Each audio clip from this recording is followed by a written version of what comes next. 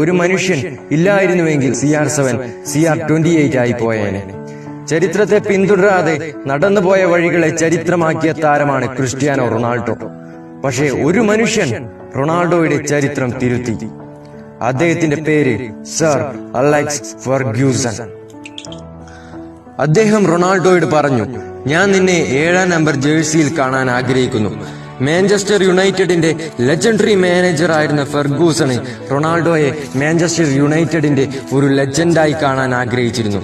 അതുകൊണ്ട് തന്നെ George Best, Bryan Robson, Eric Cantona, David Beckham അടക്കമുള്ള മാഞ്ചസ്റ്റർ യുണൈറ്റഡിന്റെ ഇതിഹാസ താരങ്ങൾ അണിഞ്ഞിരുന്ന 7-ാം നമ്പർ ജേഴ്സി ധരിക്കാൻ ഫെർഗൂസൺ റൊണാൾഡോയെ നിർബന്ധിച്ചു.